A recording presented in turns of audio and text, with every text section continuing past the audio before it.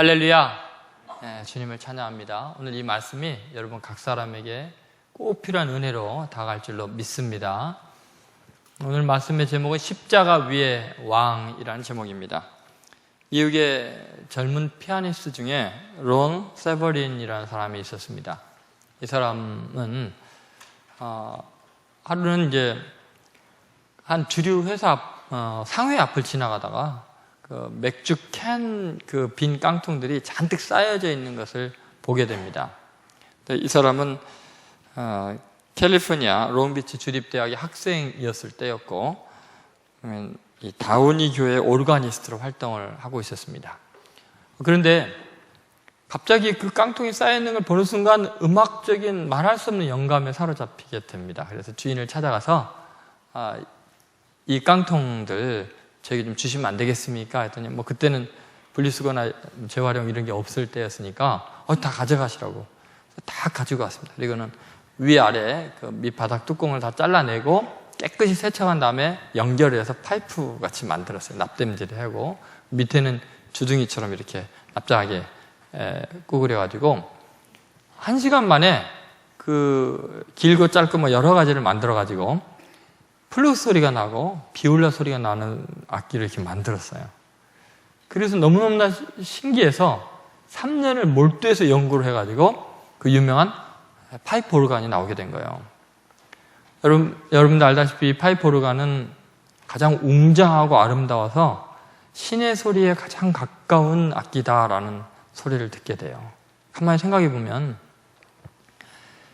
가장 인간을 타락시키고 또 흐트러지게 하고 절망에 빠지게 하는 이 술을 담았던 깡통이 하나님을 찬양하는데 가장 유용하고 권위 있게 쓰는 악기로, 거룩한 악기로 바뀌었다는 거죠. 여러분, 우리 예수님의 십자가의 의미가 그런 것 같습니다. 십자가는 인간의 죄와 인간의 추함과 잔혹함이 극명하게 드러나 있는 인류 역사상 가장 참혹한 사형틀이었습니다. 거기에는 많은 죄수들이 절망 가운데 죽을 수밖에 없는 죄의 형벌을 받는 장소였는데, 그 십자가를 예수님이 짊어지심으로 말미암아 인류 역사의 구원의 상징, 평화의 상징이 십자가가 되지 않아요? 예수님께서 십자가 위에 매달리심으로 말미암아 가장 절망적인 인간의 절규가 인간을 구원하는 하나님의 찬양의 소리로 바뀌게 됩니다. 여러분, 우리가 오늘 십자가 위에 매달리신 예수 그리스도 그분을 대할 적에 우리의 인생이 얼마나 놀랍게 변화되는지, 우리의 실수와 악이 어떻게 하나님의 은혜로 구원의 능력으로 나타나게 되는지 알 수가 있습니다. 오늘 종료주의를 지나면서 다음 주부터 여러분이 알다시피 이제 고난주간이 하루하루 시작이 되잖아요. 십자가에 달리신 주님의 고난의 원인이 어디 있고 그 의미가 무엇인지를 오늘 말씀을 통해서 함께 나누려고 합니다. 십자가 위의 왕, 왜 이렇게 표현을 했을까요? 첫 번째, 십자가 위의 왕이라는 것은 이 죄인의 친구가 된 왕이라는 표현입니다.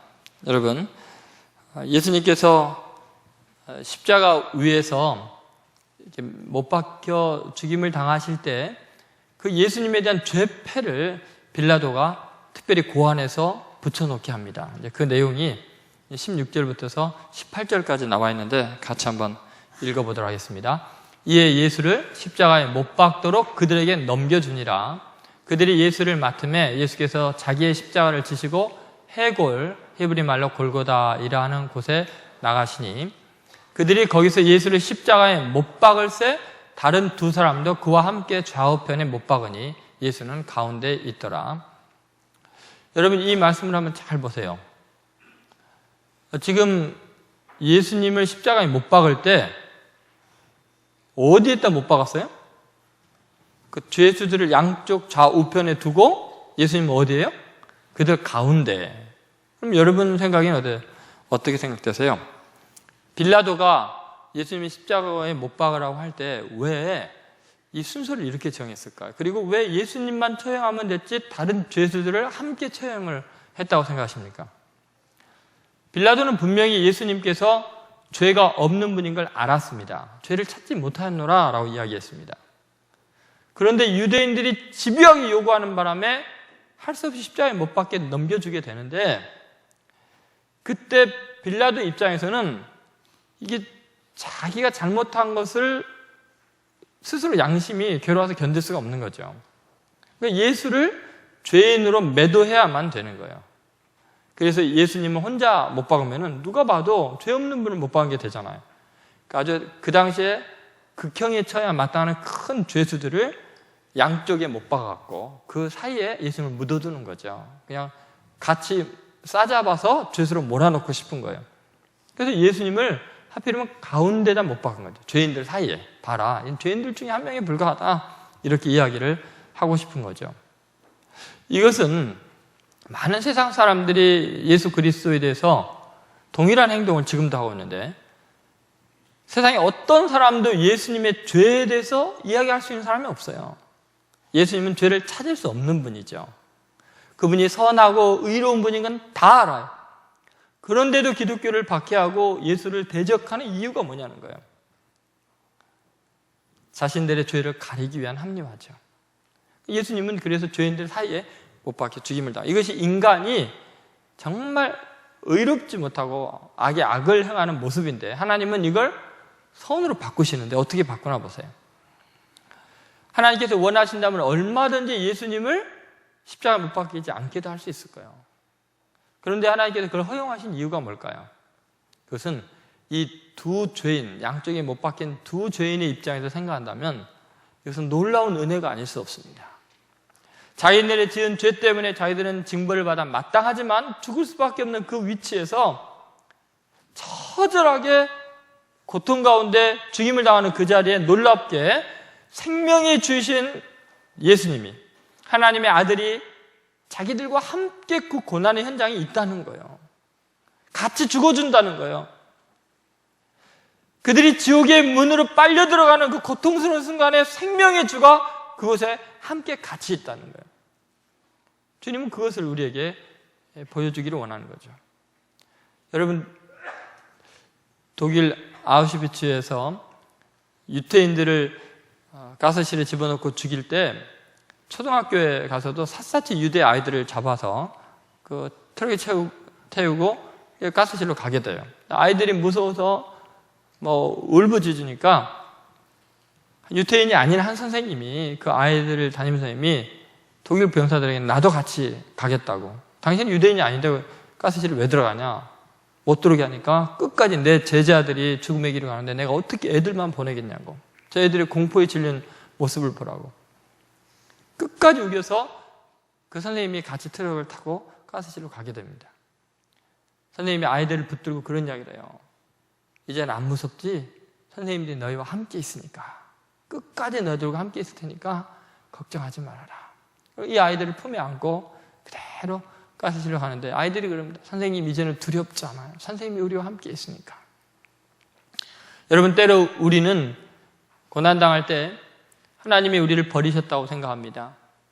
내가 이 지경이 된 이 형편까지는 하나님은 모르신다고 생각하십니다.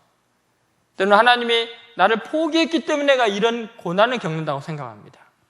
그러나 예수님은 오늘 분명히 가장 절망스러운 죄인들과 함께 죄 없는 그분이 대가를 치르고 계시는 거예요. 죄인의 하나처럼 취급을 당하고 계신 거죠.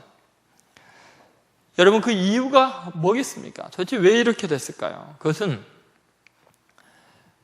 놀랍게 신명기 21장 22절에서 23절에 보면 그 이유가 나와 있습니다. 한번 같이 읽어보겠습니다. 사람이 만일 죽을 죄를 범함으로 너가 그를 죽여 나무 위에 달거든 그 시체를 나무 위에 밤새도록 두지 말고 그날에 장사하여 내 하나님 여호와께서 내게 기업을 주시는 땅을 더럽히지 말라. 나무에 달린 자는 하나님께 저주를 받았습니다. 여러분, 이 구절에서 사람을 죽여서 나무에 다는 이유가 뭐예요? 어떤 사람을 달아요? 이 죽일 죄를 범했으면, 그러니까 극악무도한 죄를 지으면 나무에 매달아 죽이는 거예요. 그러면 그 사람은 저주를 받는, 하나님께 저주를 받은 사람이기 때문에 그 사람이 시체가 땅에 닿으면 땅이 더러워질까봐 나무에 매달아 놓는다는 거예요. 그리고 밤새도 두지도 말라는 거예요. 빨리 처리하라는 거예요. 그러면 예수님이 지금 십자가에 나무에 매달려 죽은 이유는 죽을 죄를 범하지 않았잖아요. 그럼에도 불구하고 하나님께 저주를 받아서 나무에 매달려 있는 거예요. 왜냐하면 옆에 죽을 죄를 지은 사람들, 역사 이래는 모든 사람들의 죄를 감당하시고 대신 저주를 받기 위해서 그 자리에 함께 계신 거죠. 그래서 이것을 사도 바울은 갈라디아서 3장 13절에 이렇게 표현을 하고 있습니다. 같이 읽겠습니다. 그리스도께서 우리를 위하여 저주를 받은 바 되사 율법의 저주에서 우리를 속량하셨으니 기록된 바 나무에 달린 자마다 저주 아래 있는 자라 하였습니다. 지금 왜 나무에 달려서 죄인들과 함께 죽으셨느냐? 우리를 위하여 저주를 받은 바 되사 율법의 저주에서 우리를 어떻게 하려고요? 속량하시려고 그런 거예요. 여러분, 예수님께서 우리들의 모든 죄의 허물을 완전하게 속량해 주시고 우리와 함께 고난을 받고 형벌을 당하셨다는 사실을 잊어서는 안 돼요. 여러분이 어떤 시련을 겪든 억울한 일을 겪든 기억하세요. 다른 신은 몰라도 다른 인간은 몰라도 예수님은 여러분과 그 자리에 함께 하고 있다는 거예요. 절대로 여러분을 혼자 내버려 두지 않는다는 거예요. 어느 자리나 주님은 그 자리에 함께 있겠다는 거예요. 그 고백이 십자가 위에 나타난 거예요. 그들 가운데 있었던 거죠. 여러분, 성경은 온통 그런 얘기로 가득합니다. 예를 들면 요셉이 노예로 팔리고 감옥에 갇혔을 때 하나님은 어디 계셨어요? 하나님이 계시면 그 착한 요셉을, 믿음 좋은 요셉을 그렇게 노예로 팔게 하고 억울하게 누명까지 써서 감옥에 갇히는데 하나님은 왜 안 도와주고 어디 계셨냐고 항의하겠지만 창세기 39장 21절에는 이렇게 표현되어 있습니다. 같이 읽겠습니다. 여호와께서 요셉과 함께 하시고 그에게 인자를 더하사 간수장에게 은혜를 받게 하시매. 자, 누구에게 은혜 받게 했어요? 간수장에게. 그러면 지금 요셉이 어디에 있는 거예요? 감옥 안에 있는 거예요.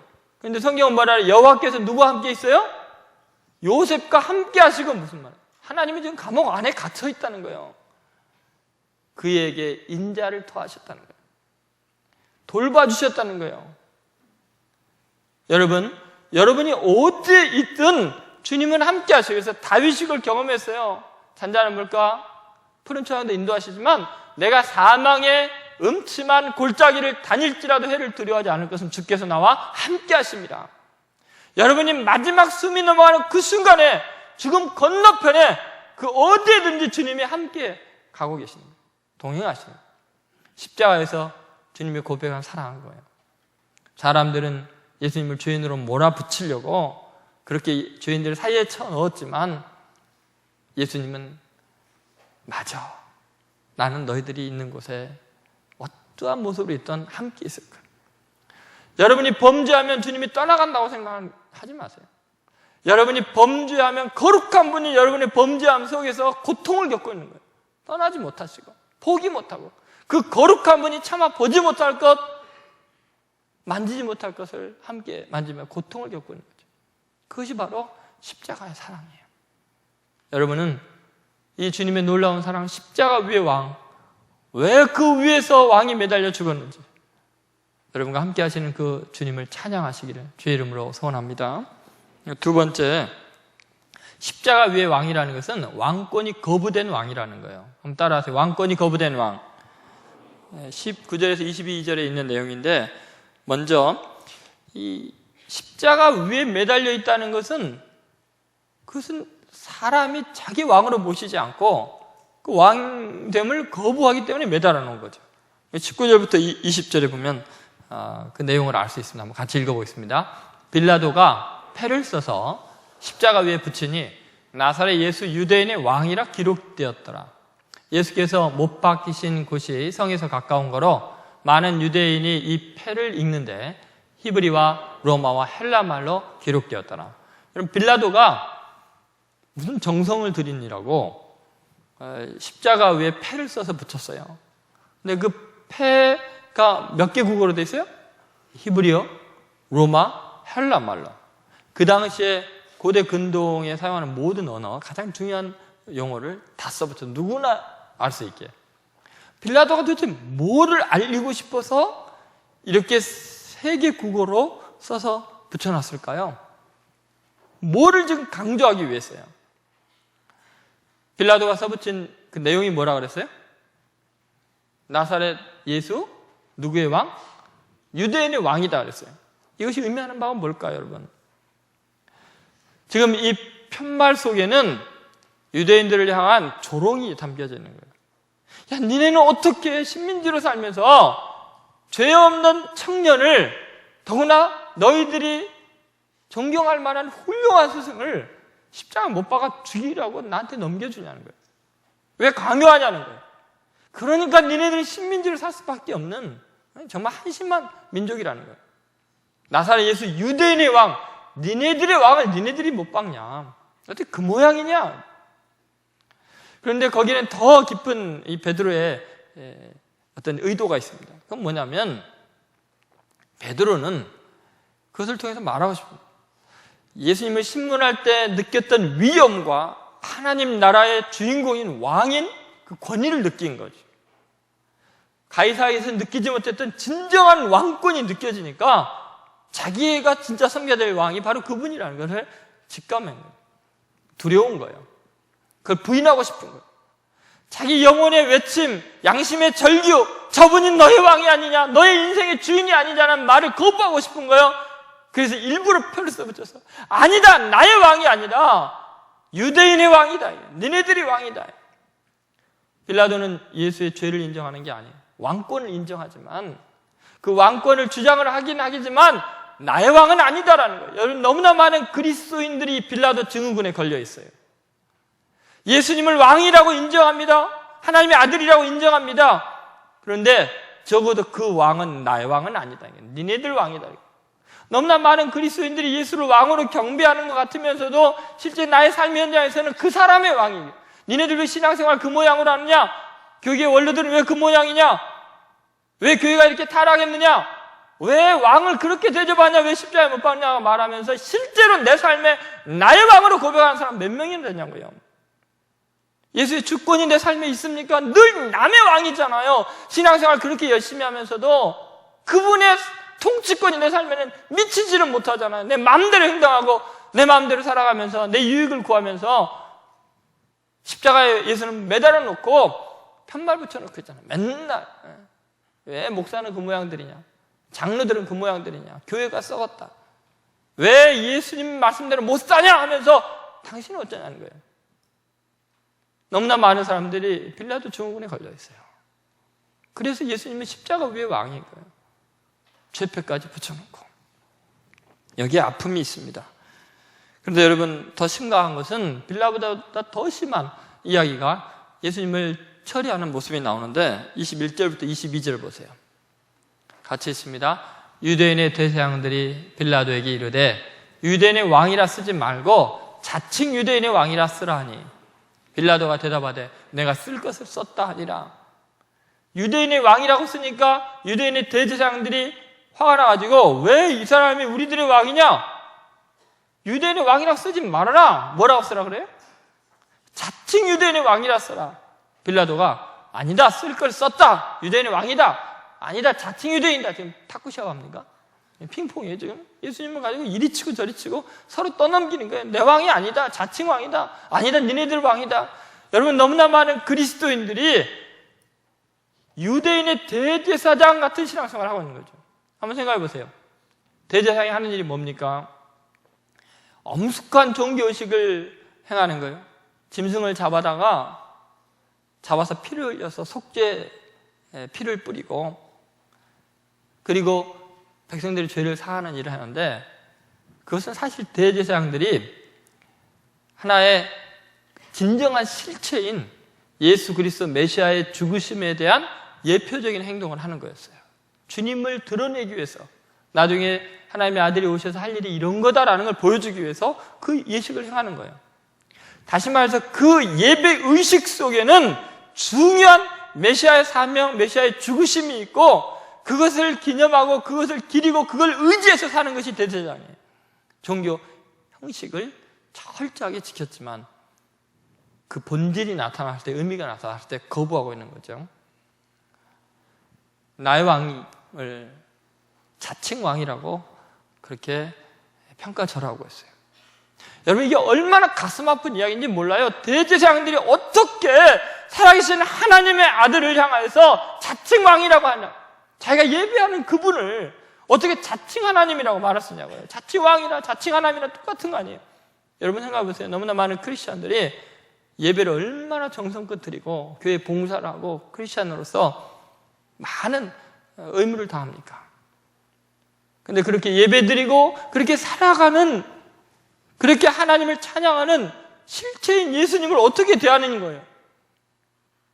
자칭 왕이라 하는 거 아니에요. 이게 얼마나 슬픈 이야기입니까? 예수님 입장에서. 십자가에 매달려 계시면서 지금 대제사장들이 예수님을 향해서 이렇게 말하는 소리를 듣는 예수님의 입장을 한번 생각해 보세요.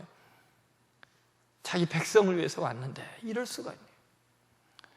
여러분, 대통령 뽑아놓고 모든 국민들이 자칭 대통령이래. 우리가 언제 집 뽑았어? 대통령 취급을 안 하면 얼마나 슬프겠어요. 회장 뽑아놓고 임원회의 한다는데 아무도 안 가요. 지 혼자 회장이래. 얼마나 슬퍼요? 여러분, 제가 목사로서 여기 왔다 갔다 하는데 지가 언제부터 목사야? 자칭 목사래. 여러분이 만약에 저 만날 때마다 야, 자칭 목사 그래 보세요. 제 상처가 얼마나 심하겠어요. 그죠? 응? 근데 어떻게 예수님께 그럴 수 있냐는. 그러니까 너무 많은 그리스도인들이 예배 형식을 지키고 종교 생활을 하는 것 같으면서도 예수님을 자칭 왕이라는 거죠. 나하고 무슨 상관이냐니, 네가. 거추장스러워요, 예수님이? 여러분의 삶의 현장에서? 예수님은 늘 그런 소리를 들어오셨어요. 도대체 왜 대제사장들이 그런 이야기를 했을까요? 그 이유가 뭘까요? 왜 예수님을 향해서 자칭 왕이라고 했을까요? 자기들의 왕이 따로 있거든요. 자기네들이 의지하고 바라보고 인정받기로 하는 왕이 따로 있거든요. 그 왕이 누굴까요, 도대체? 15절 말씀 같이 읽어보겠습니다. 그들이 소리질러 이르되 없이 하소서, 없이 하소서. 그를 십자가에 못 박게 하소서. 빌라도가 이르되 내가 너희 왕을 십자가에 못 박으랴. 대제사장들이 대답하되 가이사 외에는 우리에게 왕이 없나이다 하니. 여러분, 어떻게 민족이 지금 압제를 당하고 있는데 침략국인 로마의 황제 가이사를 왕이라고 고백하냐고요. 우리에게는 왕이 가이사 외에는 없습니다라는 게 무슨 말이에요? 왜 이렇게 하냐는 거예요. 어떻게 이럴 수가 있어요? 하나님의 아들은 십자가 못 박아서 없애버리라 하고, 자칭 왕이니까 우리의 왕은 가이사 외에는 없습니다. 너무나 많은 종교인들이, 교인들이 세속적인 영광을 취하는 거예요. 세상에 가이사를 바라보는 거죠. 그 권력과 부귀와 그 권세를, 그 영광을, 세상적인 지위를 바라보고 신앙생활하는 거예요. 예수가 필요 없는 거예요. 우리의 왕은 가이사라는 거예요. 로마 황제라는 거예요. 종교인들이 세상 권력에 야합하고 있는 거죠. 거기를 따라가고 있는 거예요. 얼마나 피눈물 나는 일들이 지금 한국교회에 진행되는지 모릅니다. 너무나 많은 종교 지도자들과 교인들이 함께 타락하고 야합하고 있습니다. 지금 도대체 하나님의 나라를 위해서 평생을 헌신한다는 사람들이 나이가 들어가면서 무슨 짓을 하고 있냐는 거예요. 자기 교회를 부흥시키기 위해서, 또는 그 교회를 어떤 이유에서건 자기의 성으로, 자기의 왕국으로 만들기 위해서 무슨 짓을 하고 있냐는 거예요. 그 교회는 잘 될 수도 있습니다. 그러나 한국교회 전체 이미지는 엉망이 되어버리잖아요. 왜 교회에서 자리를 탐해요? 왜 교회 지도자들이 무슨 총회장이 되고 뭐 그런 거를 왜 바라냐고요? 왜 세상 사람들이 바라는 식으로 권력을 추구하고 돈을 추구하고 세상의 쾌락을 추구하냐고요? 예수님은 자칭 왕이고 지 멋대로 왕노릇 하고 싶은 거예요. 세상의 권력과 인정을 받기를 원하는 거죠. 그런 예수님이 십자가에 매달려 있고 자칭 왕이 되고 자기네들이 가이사에게 아부하면서 추구하는 거죠. 이렇게 말하는 저와 여러분은 자유로운가요? 여러분 나이에 또 저에게 추구하는 바들이 있을 거예요. 그것을 위해서 예수를 자칭 왕이라고 하고 우리는 우리의 욕심을 채우고 있지 않냐는 거예요. 얼마나 가슴 아픈 현실이겠어요. 주님이 얼마나 피눈물 나는 일이겠어요. 십자가 위에서 그 소리를 들을 때 주님의 고통을 생각해 보세요. 여러분, 우리가 지금 원하는 게 뭐냐는 거예요. 예수님이 나의 왕이시기를 원하는 게 아니라 우리는 예수님을 이용해서 많은 종교적인 의식을 행하면서 기도를 하면서 찬양을 하면서 정말 바라는 게 뭐냐는 거예요. 그런 예수님들 십자가 위의 왕이에요. 내 삶의 현장에서는 자칭 왕이죠. 우리는 그렇게 살아가고 있어요. 이번 고난주간을 맞이하면서 회개해야 합니다. 한국교회가 전체가 통일을 해야 합니다. 진정한 왕은 주님밖에 없습니다. 그 고백을 해야 돼요. 한 감리교 신학대 학생이 그런 이야기를 했다래요. 당신들은 그 교회 지도자를 향해서 당신의 한 교회를 부흥하기 위해서 몇만 명, 만 교회가 이루게 해놓고는 당신들이 지금 하는 행동을 통해서는 수십만 명의 사람들을 시험에 들게 하고 교회를 떠나게 하고 있다고. 우리는 세상적인 왕인 가이사를 숭배하는 게 아니에요. 우리의 왕은 십자가에 달리신 예수님밖에 없습니다. 다시 한번 예수 그리스도를 진정한 나의 왕이라고 고백하는 여러분 되시기를 주의 이름으로 소원합니다. 십자가 위의 왕이라는 세 번째 의미는 자신을 희생한 왕이라는 것입니다. 십자가 위에서 예수님은 하늘의 모든 영광을 포기했습니다. 천하 만국과 그 영광도 포기했습니다. 그 십자가를 지기 위해서 그곳에서 살과 피와 물을 다 쏟아주셨습니다. 자신의 전체를 들여서 희생해서 영혼까지 하나님께 버림받아가면서 우리를 구원하기를 원하셨습니다. 주님은 당신 전체를 우리에게 희생의 제물로 주신 거예요. 그런데 그 십자가에 달리신 주님을 바라면서 우리가 원하는 게 뭐냐면 우리는 뭐를 얻고자 하냐는 거예요. 그 모습이 군병들의 모습 속에 나와 있습니다. 한번 같이 23절, 24절 읽어보겠습니다. 시작. 군인들이 예수를 십자가에 못 박고 그의 옷을 취하여 네 깃에 나누어 각각 한 깃씩 얻고 속옷도 취하니 이 속옷은 호지 아니하고 위에서부터 통으로 짠 것이라. 군인들이 서로 말하되 이것을 찢지 말고 누가 얼마 제비 뽑나 하니 이는 성경에 이르되 내 옷을 제비 뽑나이다 한 것을 응하게 하려 함이로라. 군인들은 이런 일을 하고, 군인들이 한 일이 뭐냐면 겉옷은 네 깃에 나누어 가지고 갔어요. 이 겉옷이라는 것은 유대인들에게는 평생 한 벌 정도 입을 수 있는 양의 가죽으로 만들어서 아주 네모난 것인데 그 가운데에 구멍을 뚫어서 머리에 쏙 씌우면 판초이처럼 이렇게 그 강렬한 햇빛으로부터 몸을 보호할 수 있고 밤이 되면 그것으로 이불처럼 덮고 지낼 수 있는 그 겉옷이 모든 것이에요. 속옷은 통으로 짠 세마포라고 하는데 이 소매가 없는 민자 옷이고 다리까지 이렇게 내려오는 하얀 옷이죠. 보통 유대인들은 일할 때 이 속옷을 입고 일하는 거예요.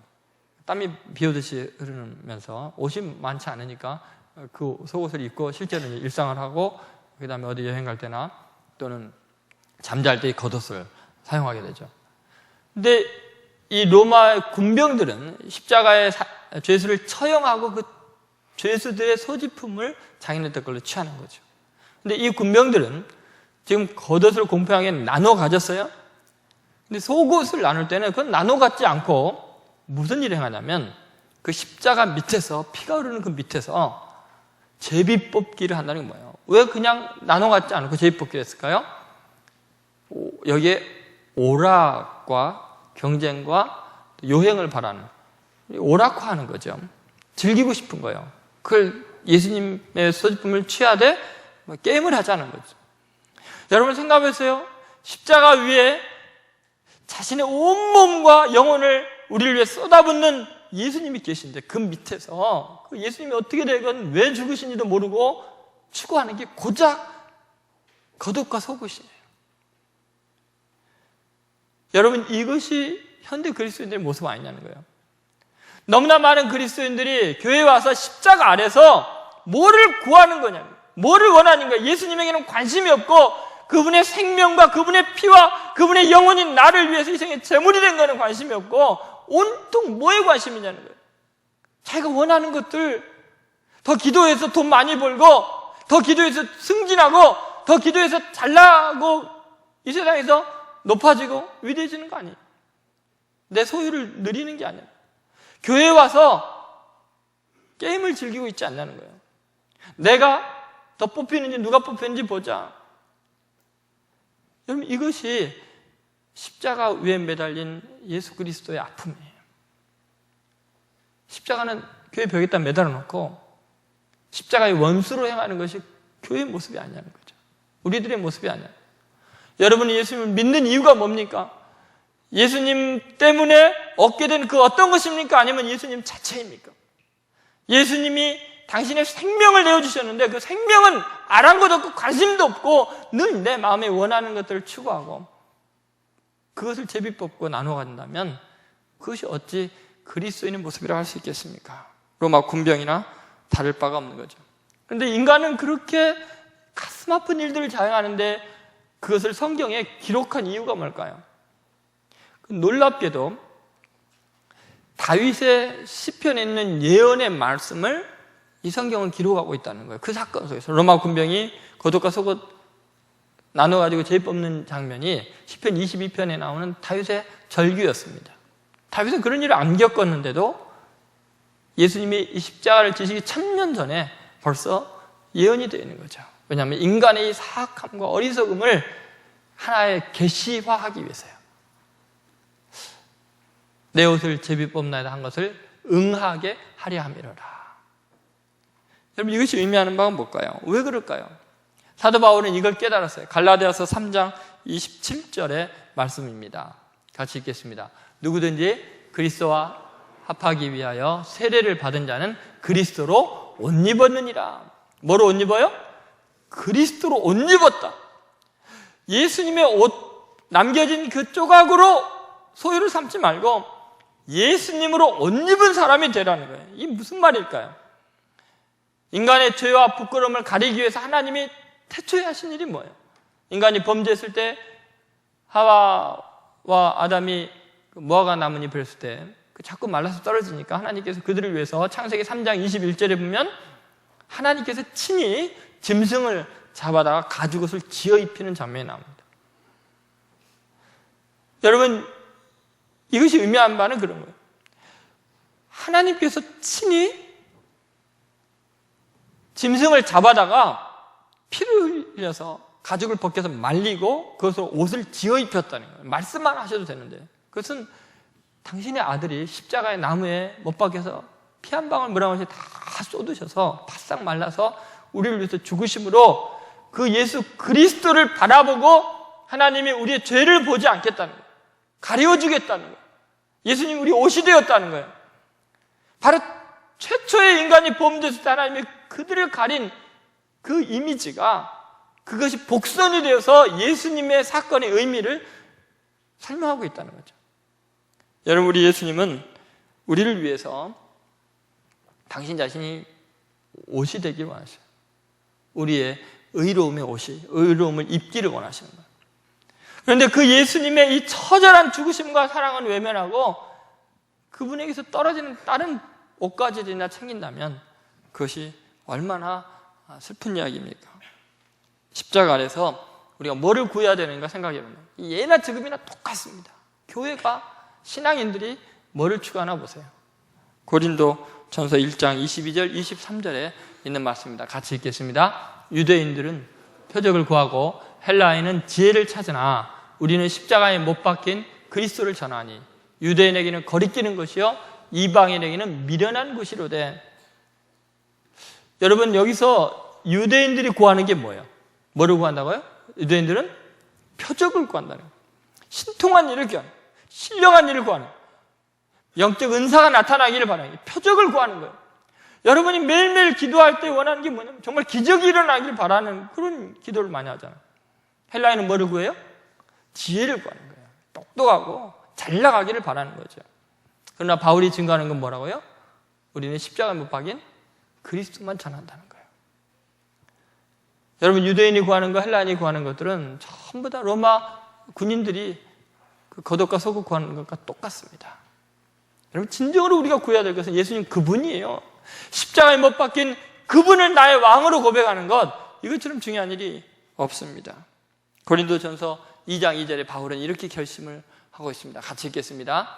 내가 너희 중에서 예수 그리스도와 그의 십자가에 못 박히신 것 외에는 아무것도 알지 아니하기로 작정하였습니다. 뭐를 작정했다고요?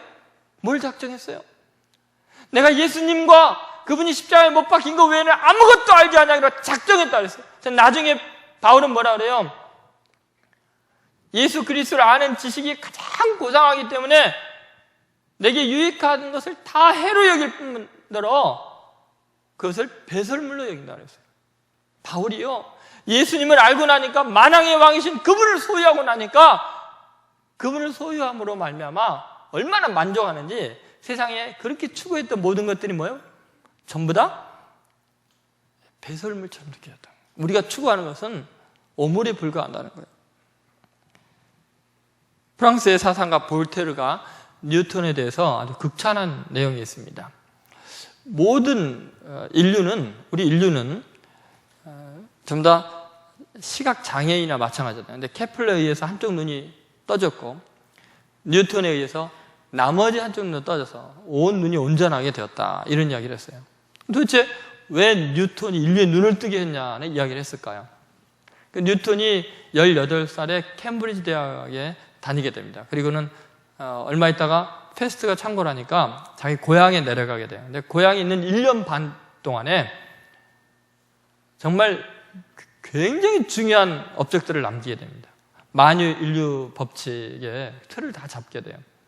운동 법칙, 우리가 중고등학교 때 배웠던 운동 법칙들이 그 원리가 거기서 다 발견되고, 이항 정리라든지 우리가 수학 시간에 그렇게도 지겹게 배워도 뭐가 몰랐던 미적분, 그때 이 발견을 하는 바람에 이것만 그때 안 발견했으면 우리가 수학 시간에 고생 안 할 텐데 발견했는데, 근데 그때 나이가 22살에 불과했어요. 22살에 그걸 다 한 거예요. 지금 여러분 몇 살이에요? 22살에 그 사람 발견한 거 우리는 아무리 공부해도 모르겠잖아요, 뭐가 뭔지. 이분이 또 반사망원경을 만들어서 영국 왕립협회 회원이 되게 됩니다. 뉴턴이요, 얼마나 탁월한 사람이냐면 17세기의 과학혁명을 주도한 사람이에요. 18세기의 물리학을 태동시킨 가장 중요한 업적은 뉴턴에 의해서 다 나온 거예요. 18세기의 물리학의 엄청난 발전이 뉴턴에 의해서 가능했고요. 뉴턴이 이런 학설들을 발표한 다음부터 200년간 과학 역사, 과학 사상을 이 뉴턴이 다 지배하게 됩니다. 뉴턴의 영향을 벗어날 수가 없습니다. 아주 기계론적인 자연의 법칙에서 완전히 벗어나서 전혀 다른 차원의 세계를 열어놓는 것이 뉴턴의 위대함입니다. 그러니까 과학 사상사에서 뉴턴은 정말 귀중한 인물이죠. 현대 과학이 있게 한 장본입니다. 그런데 그 뉴턴이 신앙심이 좋았어요. 밤새껏 연구하고는 급하게 예배당으로 가서 예배를 드리는데, 주일 예배를 가게 되는데, 예배 드리는 동안에 이 불을 끄고 오는 걸 잊어버렸나 봐요. 초가 넘어져서 그런지 그 연구실이 다 불타버렸어요. 그 모든 업적들이 다 한줌에 재가 돼버렸어요. 얼마나 기가 막힐 일이겠어요. 통곡을 하고 잠을 못 자고 신경쇠약에 걸리고 삶의 의욕을 잃어버려요. 절망하게 돼요. 그러다가 뉴턴이 어느 날 그렇게 울부짖다가 생각해보니까 내가 지금 뭐 때문에 일어나? 내가 하나님을 알고 하나님을 찾는데 열심을 내지 못하고 세상적인 걸 찾았기 때문에 그러지 않나 하는 생각이 들어서 성경을 깊이 더 연구하기 시작합니다. 신학을 연구하기 시작합니다. 그리고는 놀라운 하나님의 진리들을 깨닫고 예수 그리스도가 왕 되시는 것을 깨닫고 나서 그가 이런 고백을 했습니다. 내가 바닷가에서 자갈이나 조개 껍질을 찾는 어린아이 같았다. 결코 진리라는 바다를 알지 못한 채. 여러분, 우리들은 그렇게 부러워하고 그렇게 위대하게 생각했던 그 모든 과학 발전을 이루는 그 놀라운 발명들과 이론들과 가장 앞선 지식들이 하나님을 아는 지식에 비하니까 이것은 자갈이나 조개 껍질에 불과한 거예요. 이것은 최고의 과학자간 고백입니다. 우리가 예수 그리스도를 진심으로 만난다면, 십자가 위에서 죽으신 그분의 진리를 깨닫는다면 세상 관원들이 알지 못하는 하나님의 비밀을 알게 될 것이고 우리의 삶에 놀라운 가치를 발견하게 될 것이고 우리 영원하신 왕과 함께 온 세상을 통치하는 위대한 삶을 살게 될 거예요. 여러분, 우리는 사도 바울의 탄식을 잘 기억해야 합니다. 그때나 지금이나 교회에 있는 너무나 가슴 아픈 일들이 있습니다. 빌립보서 3장 18절에 내가 여러 번 너희에게 말하였거니와 이제는 눈물을 흘리며 말하노니 여러 사람들이 그리스도의 십자가의 원수로 행하느니라. 교회 안에서 십자가의 원수로 행하는. 여러분, 예수 그리스도를 여러분의 왕으로 모시기를 바랍니다. 그분이 십자가의 죽으심으로 우리에게 이루어진 놀라운 구원의 은혜, 그 십자가만 자랑하기를 바랍니다. 한 선교사님이 오지에서 복음을 전하는데 처음 복음을 듣는 원주민들을 모아놓고 예수님에 대한 이야기를 복음을 쫙 하고 있었습니다. 그런데 그 이야기를 듣는 사람 중에 추장이 맨 앞에 앉아 간절히 사모하는 마음으로 듣고 있다가 이 선교사님이 예수님이 십자가에 못 박혀 죽으시는 그 장면을 이야기할 때 갑자기 이 추장이 벌떡 일어나더니 그만두세요, 그만두세요. 예수님을 십자가에서 내려오게 하세요. 그 십자가에 죽어야 될 사람은 나입니다, 나입니다 하면서 통곡을 하더라는 거예요. 예수님을 여전히 십자가에 매달아 놓고 그분의 밑에서 떨어지는 부스러기나 받아먹는 그런 사람이 되지 마세요. 예수님이 나를 위해 십자가에 죽으셨기에 이제 내가 주님과 함께 십자가에 죽고 주님은 나의 왕으로 경배하기를 원합니다. 고백하기 바랍니다. 이번 종료주일 또 고난주간을 맞이하면서 여러분 신앙의 근본을 점검하시기 바랍니다. 주님 외에는 소망이 없기를 바랍니다. 십자가만 자랑하는 사람들 되기 바랍니다.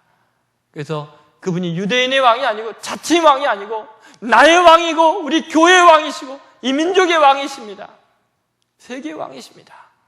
그렇게 고백하는 귀한 성도들 되시기를 주의 이름으로 축원드립니다. 기도하겠습니다. 시간에 고개 숙여 주님 앞에 우리 결단의 기도를 드리도록 하겠습니다. 주님은 우리가 가장 절망스러울 그 자리에 사망의 음침한 골짜기에도 함께 하셨습니다. 그렇게 죄인인 나의 친구가 되셨는데 나는 스스로 의롭다고 생각했습니다. 그래서 나는 내 마음대로 행하려고 예수님을 유대인의 왕이라고 그들의 왕이라고만 이야기했고 나의 왕으로 고백하지 못했습니다. 주님은 십자가에서 처절하게 죽임을 당하고 있는데 내 죄 문제를 해결하고 있는데 나는 자칭 왕이라고 조롱했습니다. 우리의 삶으로 부인했습니다. 주님 앞에 너무나 부끄럽습니다. 도대체 우리가 무엇을 원하는 것입니까? 뭐가 믿음입니까? 주님을 나의 왕으로 고백하기 바랍니다. 주님 이제는 다시는 주님을 가슴 아프게 하지 않기 원합니다. 내가 오직 십자가만 자랑하고 주님만 추구하는 삶이 되겠습니다. 주님으로 만족하겠습니다. 다른 건 있어도 그만 없어도 그만입니다. 주님만 알겠습니다. 같이 한번 통성으로 고백하겠습니다. 하나님 아버지, 오늘 주신 이 말씀을 기억하며 주님 앞에 고개를 숙였습니다. 십자가 위에서 날 위해 죽임을 당하시고 나의 모든 죄악을 단번에 영원히 도말하여 주시려고 하나님께 버림받고 저주를 받고 백성들에게 버림을 받은 그 아픔을 오늘 그 사랑을 오늘 마음에 새기기를 원합니다. 주님 이제 죄인인 나의 연약하고 절망스러운 그 자리에 함께 하시는 죄인의 친구가 되신 왕을 찬양합니다. 이제 다시는 유대인의 왕이라고 그들의 왕이라고 남에게 떠넘기지 않게 해주시고 자칭 왕이라고 조롱하지 않게 해주시고 이제 예수님을 나의 왕으로 고백하며 내 삶의 주인으로 인정하며 내 삶이 분명한 변화를 겪도록 하나님 인도하여 주시기를 원합니다. 오직 주님만 자랑하고 십자가만 자랑하고 십자가만 내세우고 주님으로 만족한 심령이 되게 하나님 역사해 주시옵소서. 이 시간에 하나님 은혜를 베푸셔서 우리에게 회개할 마음에 통하는 마음 주시고 변화해서 사람 되게 하시고 이 한국교회가 거듭나게 하여 주시고 십자가의 신앙으로 돌아가게 하시고 주님으로 만족한 교회들이 되게 하여 주시옵소서. 다시 한번 왕이신 주님의 주권을 회복시키는 이 교회가 되게 하여 주시고 주님의 영광을 드러내는 교회가 되게 우리를 사용하여 주시옵소서.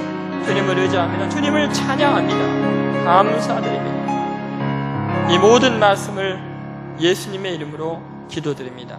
아멘.